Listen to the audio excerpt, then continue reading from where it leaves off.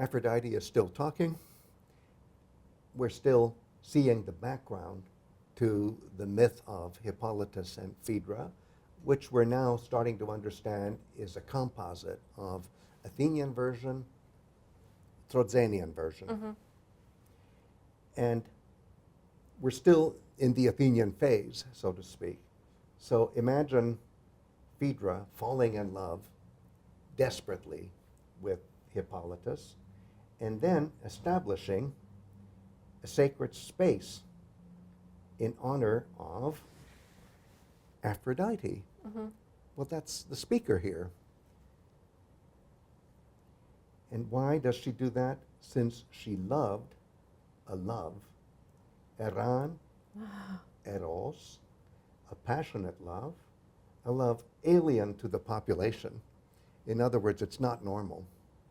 It's not something that could be acceptable by popular standards. In compensation for Hippolytus, she gave that name, which will last for all time to come. That is why she said, Phaedra said, the goddess has been installed there. Wow. Well, epi plus dative, may I get grammatical again here, is something that we've seen so many times when the poetry or the prose is explaining why there is a hero cult, why there is the ritual of hero cult, and that's a way of linking with the myth of the hero. And so here, there is an organic link between the worshipping of Aphrodite in Athens, on the south slope of the Acropolis. We know that that existed, that custom existed. Then that's somehow related to the death of Hippolytus, epi, in compensation for the death of Hippolytus. And Phaedra can't possibly know yet that Hippolytus will die. That will all sort itself out.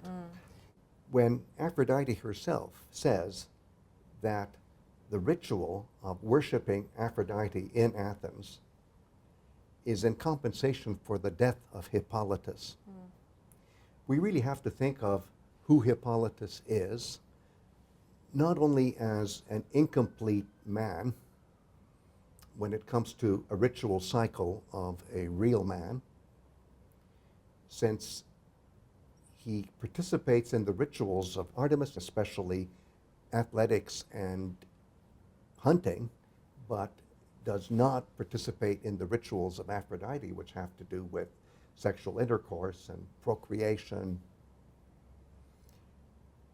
But there's another aspect. It's not just that idea of Hippolytus, that this worship of Aphrodite is somehow a compensation for, according to her own words. It's the fact that Hippolytus means something. And think of the fact that Hippolytus actually means the disconnecting of horses from the chariot that they're pulling. The, if you like, unharnessing of horses. Or do you mind if I use metaphors that we like to use when we're trying to express the idea of uncontrollable passion, uncontrollable passionate love? We say sometimes unbridled love.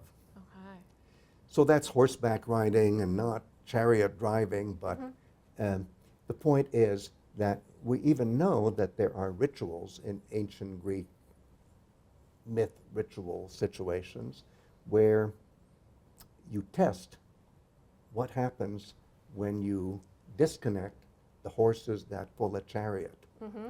Or let's say you disconnect the chariot driver from the chariot team. And there are all sorts of variations on that theme.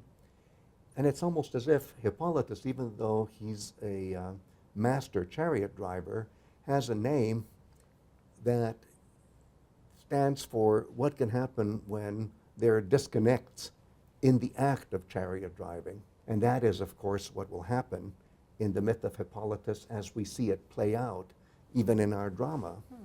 So are you saying that this drama is an opportunity to to sort of play out that scenario in terms Yes. of that disconnection that might happen in ritual in another context? Yes. In a different way, Yes. where you might actually disconnect Yes.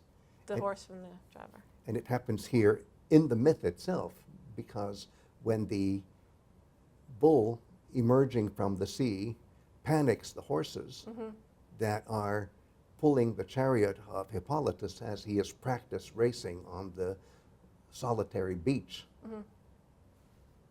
what happens? You have the maximum disconnect and then the most painful death resulting from the crash of Hippolytus with his chariot.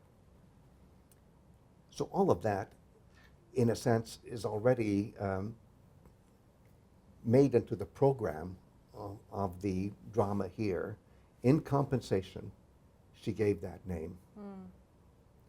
And that's Phaedra.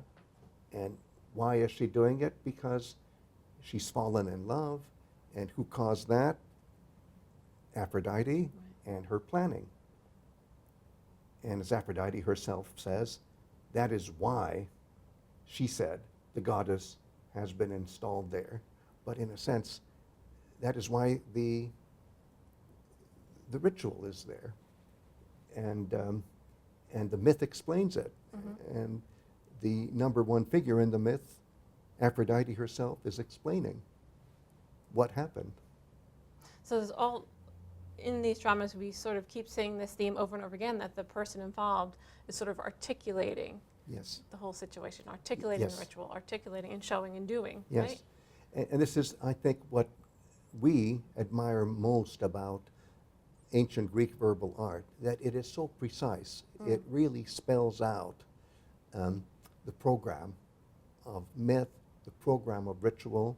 And if you just connect the dots and follow the logic of this very tightly constructed myth, as it's related to a very well-regulated ritual, you really are pulled into the song culture of the ancient Greeks, and you start understanding the centrality of the cult hero.